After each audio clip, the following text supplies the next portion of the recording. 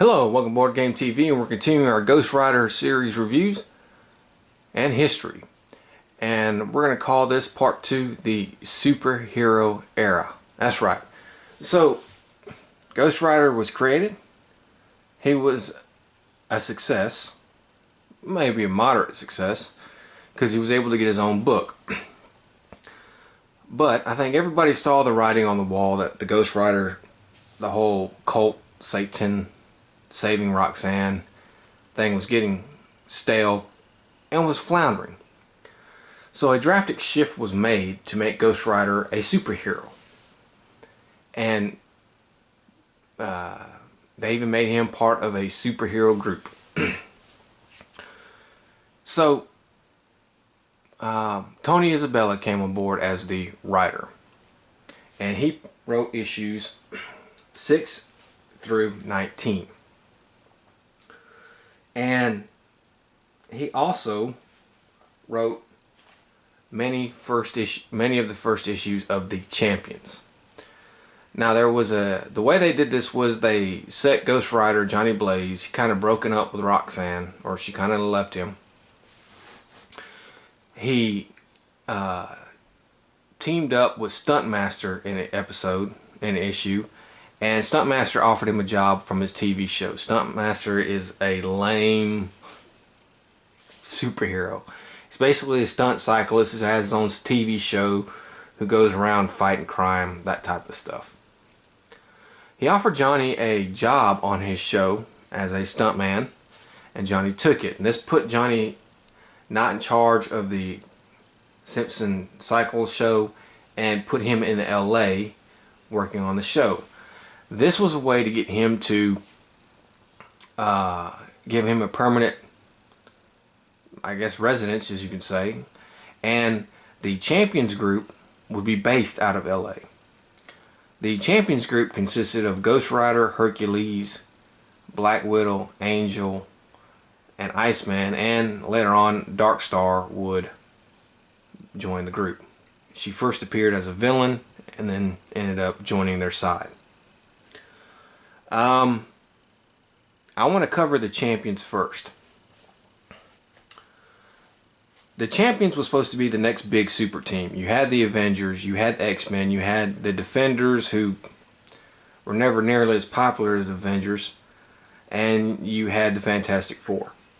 Marvel desperately wanted to come out with a new supergroup, so the Champions was created. The Champions was a bi-monthly comic and would only last 17 issues. Black Widow would assume the mantle of team leader. They would be based out of LA, and basically the gist of it was Iceman and Angel had left the X-Men, were looking for something to do, kind of going to college. Johnny Blaze kind of just happened to be there when the first bad thing happened in the first issue, and he became part of the group. And Hercules and Black Widow were kind of together, not romantically or anything, but looking for direction as well. The big problem with the book, there's two big problems with this book. The first problem is the characters. They don't mesh. And a lot of the characters really aren't interesting. It's a poor choice of characters. Hercules is and always will be a poor man's Thor.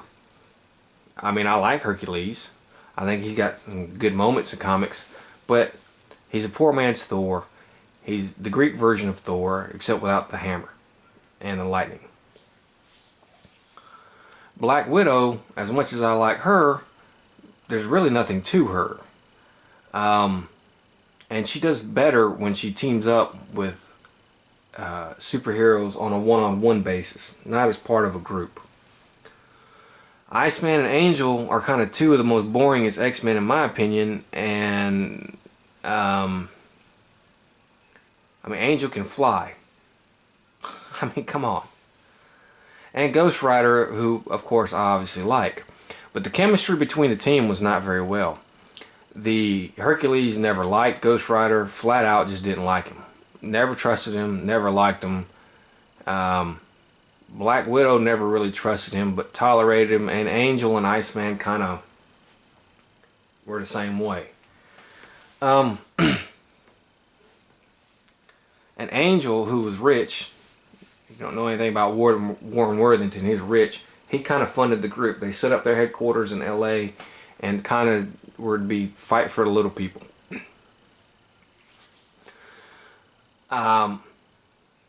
So their group dynamic wasn't really even that good. Ghost Rider was even missing in a couple of issues. The other big bad thing about this book was it was just plain out boring. Other than the Battle of Los Angeles, which had a few cool villains, most of the villains in this book were either really oddball or obscure, or really the storylines were just boring.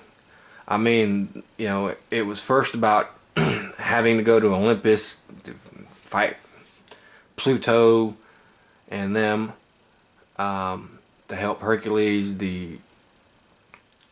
Another storyline was the Battle of LA, which was actually the really only really decent storyline from the book, was when a group of supervillains together, basically under Crimson Dynamo, wanted to try to get Black Widow back or something like that nature. And there were a bunch of lame villains in the group. And then you had stuff like Swarm, a couple cosmic people. Tony Isabella would leave the book. Bill Mantlo, who created, I think, Rocket Raccoon and Groot, would take over writing on the book. And he brought in kind of like a lot of his cosmic stuff, but it just didn't work. And the book was boring. And the book ended up getting canceled after issue 17. It wouldn't even last 2 real years. I mean, it lasted 2 years because the book was bi-monthly, but it wouldn't even last 2 years worth of issues. And when you have a team book that they promoted and had, you know, big names like they did, it should have lasted. It should have did better, but it didn't. It just never took off. But it was a way, Ghost Rider's part in it was a way to make him more of a superhero and bring more attention to him, try to sell books. And it did not work. Also, Ghost Rider would appear in several Marvel team-ups, as you saw, with Spider-Man. For the most part, they were okay. Spider-Man and him got along. The Orb was introduced in the first one, and basically his story is he used to be partners with Crash Simpson, but he felt that Crash Simpson cheated him out of the stunt show and caused his accident, which disfigured his face. So he comes and wants revenge upon the stunt show to try to take it over, get ownership of it, and he kidnaps Roxanne to basically get this done, and the Ghost Rider and Spider-Man team up to stop him. And from that point on, the Orb would return various times to get revenge on Ghost Rider. The Orb, he's a striking villain, but it's goofy as hell. That helmet shoots out a laser and hypnotizes. At first it just hypnotizes people. The big eyeball hypnotizes people. And then later on it would shoot out a laser, and he has these laser pistols and stuff like that. Honestly, he's really no match for the Ghost Rider. And why it took Ghost Rider and Spider-Man to have to team up to beat him, I'll never know. But he would become Ghost Rider's most reoccurring villain, and to many, his top villain. I personally like the Orb. I just don't think he's a match for the Ghost Rider, especially in the Ghost Rider's later days when he becomes, you know, totally different. Now, Tony Isabella, though, would not forgo all of the occult stuff. He would sprinkle in a little bit of the devil Satan storyline from time to time. But it was during this superhero period that two of the biggest gaffes or weirdness in ever Marvel Comics ever happened. The first one was the infamous issue 10. Okay. So issue 10, as you saw on one of these slides, was Ghost Rider was supposed to be fighting the Hulk. However, and the cover showed that. However, inside the book, it was just a reprint of Marvel Spotlight 5. So there's issue 11. They had to go back later on, and issue 11 was the actual Hulk fight. Imagine now if you're a Ghost Rider fan and you have to wait every 2 months to get an issue, and that happened. So basically you had to wait 4 months to get a new issue because of a big goof. The other is one of the biggest oddball, weirdest things in comics history. And it's when Johnny Blaze is fighting the devil, or emissary of the devil, and a guy who they imply to be Jesus Christ, kind of dressed like a hippie, saves him. I kid you not. It's one of the most weirdest, oddest, bizarre moments in comic history. They call him the messenger and his special friend. And it is weird. And he would come back and actually come back in other issues. So it's weird. Alright, so let's get on to the meat of it. During this run, as you can see, Tony Isabella would write from issue 6 to 9. With Bill Montello doing a fill-in issue, 6 to 19, with Bill Montello doing a fill-in issue on issue 16. Probably because Tony Isabella had a lot to do. He was writing the Champions and he was writing Ghost Rider. So, you know, even though both books were bi-monthly, he still probably had a lot on his plate. And who knows, he could have been writing something else. Marv Wolfman came in and wrote issue 20. And at that point in time, they got a new creative team of Gary Conway. He wrote issues 21 and 22. Like a two-parter fill-in thing. And then Jim Shooter took over, and Jim Shooter wrote issues 23 through 27. Now, they all continued basically what Tony Isabella did, was bring Ghost Rider into the superhero age and make him a superhero. They all continued that trait, with a few exceptions of a devil story issue here or there, or a weird oddball issue, like where he fights a shark or something. They all focused mainly on him fighting supervillains or teaming up with superheroes. And he did make a couple appearances in some Marvel team-ups. There were many artists during this time. From Jim Mooney, Sal Buscema, Gil Kane, Don Heck, Don Perlin, Frank Robbins, George Kuska, Bob Brown. So, in this short few issues, and I'm not counting the Champions, in these short few issues you had that many artists. And but like I said in the first video, the art wasn't a problem. Each artist was decent to good to great.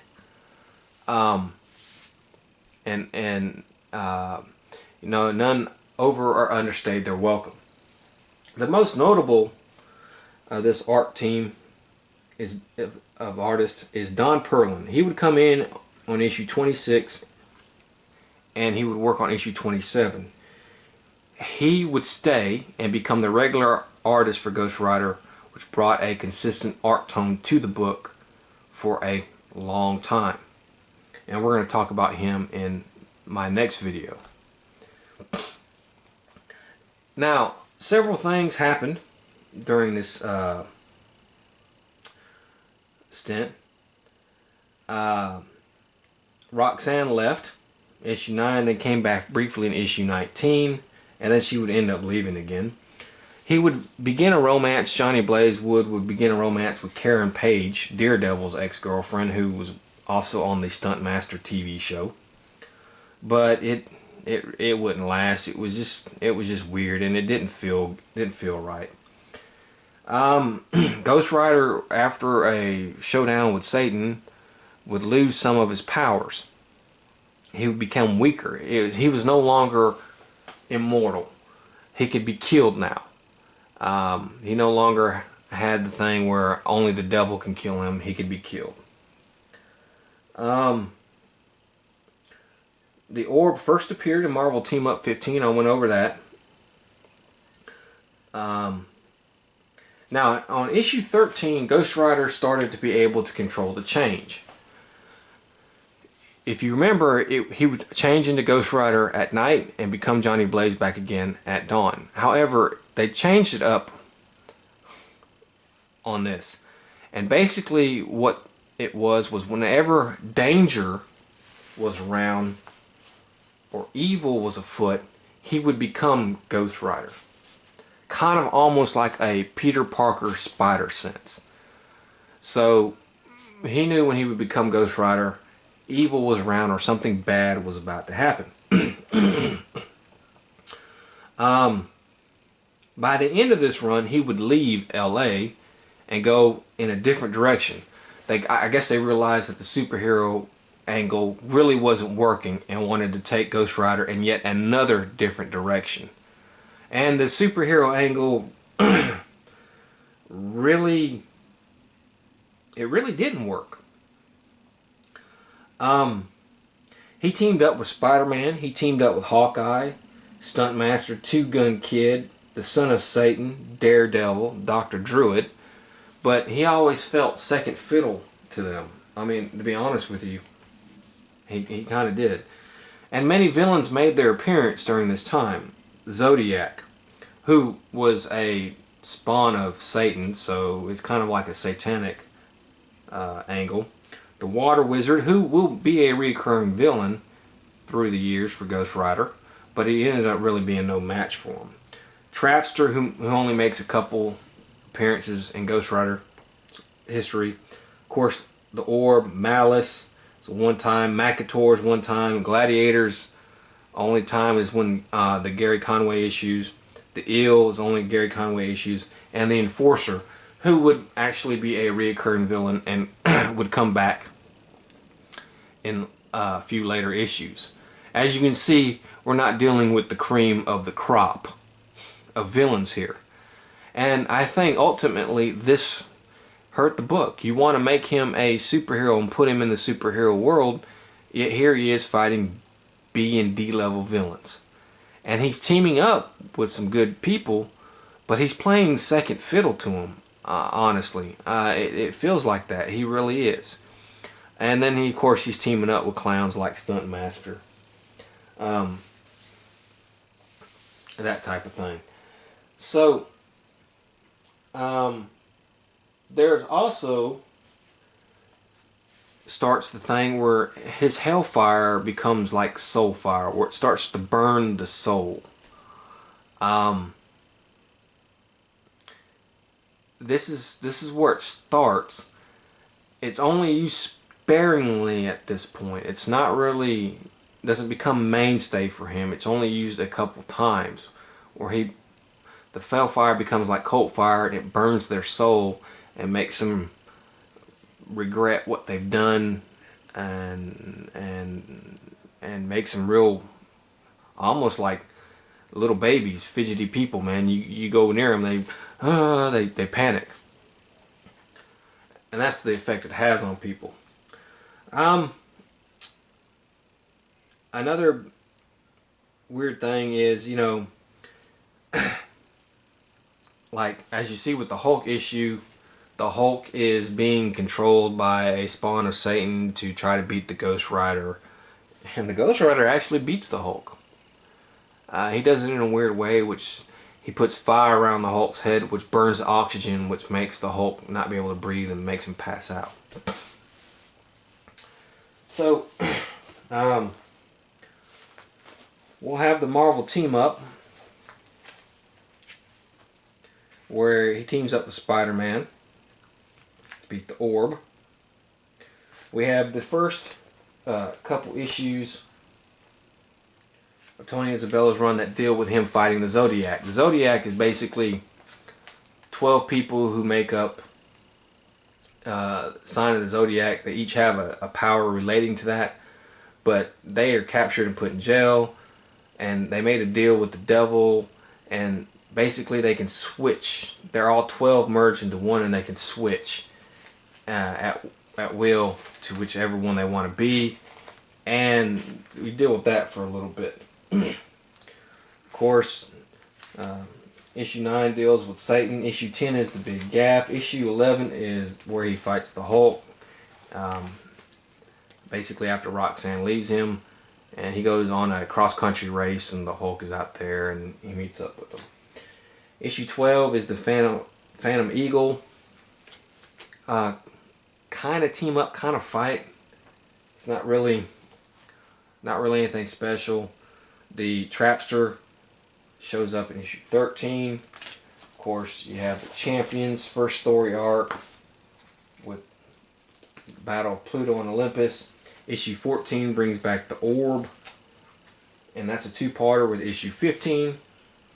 Issue 16 is the standalone where he fights the big shark. Jaws had just come out, and so they wanted to capitalize on it. Champions is the usual. Issue 4 is the usual. Heroes fight each other to resolve their differences. Issue 17 is a team up with Son of Satan, where it's basically the devil again trying to get Johnny Blaze. Champion 7 going on is basically the beginning of the Battle of LA.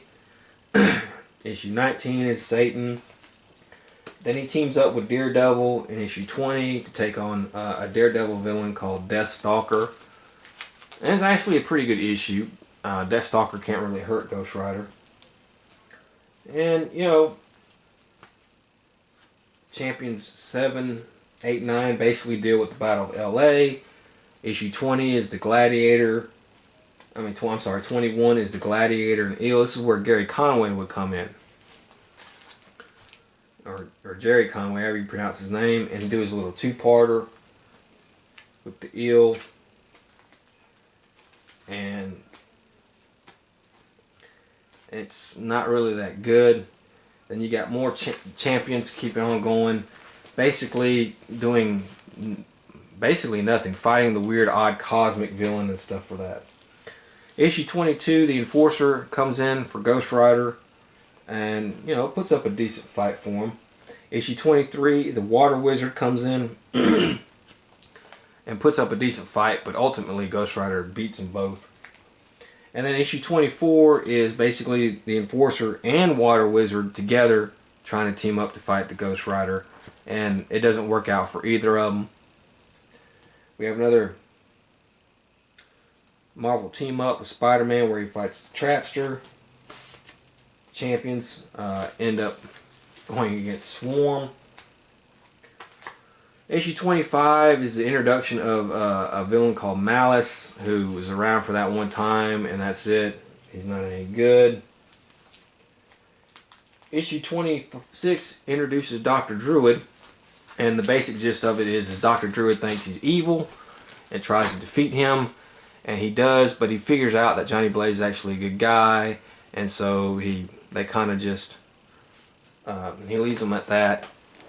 But that would be the kind of end for Johnny Blaze. It would mess up his gig at the studio because Johnny Blaze would start to lose control. And it is at this point in time that Johnny Blaze is actually starting to lose control of the Ghost Rider. He becomes more and more angry, becomes more and more hot-tempered, and when he becomes the Ghost Rider, he's just more and more violent, and he's less rational, kind of fueled by rage. And this Dr. Druid is the seminal issue where it really marks that, because Dr. Druid exposes him in front of the Stuntmaster crew and everything, and where he had people thinking it was an act. Only a few people knew it was real, but where he had most people thinking it was an act, and Dr. Druid enrages him, and they no longer believe it's an act, and so Ghost Rider leaves the stud show, the show, and basically leaves LA. At this point in time, the Champions had been done. They had been broken up, so there was no reason for him to stick around in LA to be a part of the Champions. And issue 27 is a Hawkeye Two-Gun Kid guest appearance where they fight the Manticore at a dude ranch.